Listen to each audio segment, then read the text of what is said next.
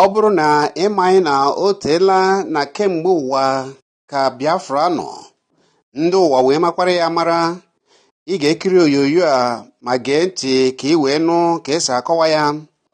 Na ịgwa gị eziokwu, mbọ ndị IPOB ọkachasị onye isi ha bụ Nnamdi Kanu na-agba iji fụ na ewetara Biafra abụghịkwa ihe bidoro tata, maka na Biafra abụghị ihe taa. O tenarị kemgbe ụwa ka Chineke kechara ụwa ka Chineke kere Biafra. Ya mere ụmụ Igbo ji eje na mba niile na mba ụwa dị iche iche na-eje eme nchọpụta igosi ndị ụwa na n'ezie na Biafra abụghị ihe taa, na ọ nọnarị n'usoro ebe a na-edepụta afa mba ụwa gboo. Ọkwa ya mere na ugbu a na ụmụ Igbo banyere na Vatican Museum nke dị na Italy, ya bụ na Rome, ije wee fụ ebe niile edebere usoro ndị ụwa nọgoro gboo. Ha bara ebe ahụ wee fụ na otenarị afa Biafra, obodo Biafra ji soe n'obodo mba ụwa nke gbara ọkpụrụkpụ nke ukwuu, nke amakwana ama na mba ụwa niile, wee debanya ya. Ọ dị ugbu a na Vatican Museum nke dị na Rome n'obodo Italy. Ha na-eje wee na-egosipụta ya, na-agwa mba ụwa na obodo Biafra bụ obodo Chineke kere eke wee debe ụwa wee mara ya. O wee dịkwa n'obodo ndị ichie, obodo ndị gboo. Ya mere ha ji asị na obodo Biafra ga-abịarịrị na ọ bụ obodo nke ekegoro, nke Chineke kegoro ụwa wee mara na ọ dị bụ gboo, maka na Biafra so na obodo ụwa Chineke kere wee jaa mma. O sokwara na obodo gboo ri, nke mere na ije na mba ụwa ebe a na-edebe obodo nke mba ụwa dịgoro gboo kemgbe ụwa bidoro, afa Biafra so na ya.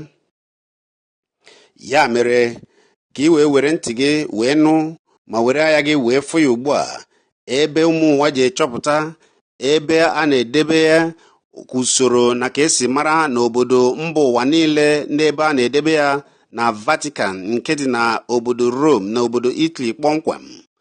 Gee ntị, fichaa ya gị ka ịnụ ka ụmụ Igbo a ji wee na-eje egosipụta ya, maka na Biafra ga-adịrịrị.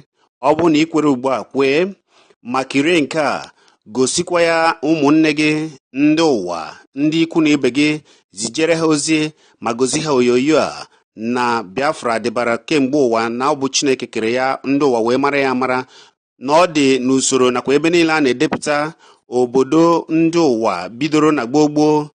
Ngwa gee ya ma zijere ndị obodo gị ozi, zijere ndị ikwu na ibe gị ozi, zijere ndị enyi gị ozi, ma zije onyonyo a ka o zuo ụwa niile, ka ị wee fụ na n'ezie na obodo Biafra bụ obodo gboo. Yeah, my name is Melchizedek. You know, we came to Vatican City, and this is Rome, the capital of Italy, to just check the ancient history of Christianity and what has transpired during the olden days. I'm talking like this because I know here is not really allowed to say things loud because of people passing. So we were just passing around, and I decided I saw a map of the world lined up. So I decided to check around what is really in the map. Then I said, okay, I saw a map of the world, I go to Africa. So on looking there, then I saw what we must be and so this is what I saw. You cannot believe it. This is what me and you have been struggling for. Watch it down. Maybe I will zoom it for you to see it. This is Biafra. This is Biafra, and maybe people will be asking, maybe they're saying, Allah Biafra somewhere. No. If you look up, you see Zamfara. I think I have to take you to the other one where it stated the year of this map. This is the map of the world. This is map of the world. So map of the world where you see Africa.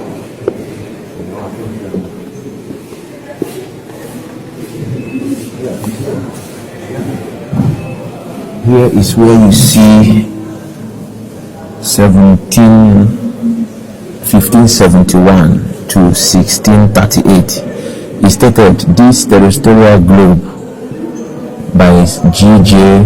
Blau 1571 till 1638 map was restored. That is to say, it has been before this time, but was restored thanks to the generosity of the California chapter of the Patrons of the Arts in Vatican Museum. Now, this is the map, and this is the almighty country we have been fighting for. And people said we are just playing. This is Biafra. This is Biafra here. Up is Zamfara. You see Niger. This is Niger. And if you go to the side, you see Benin.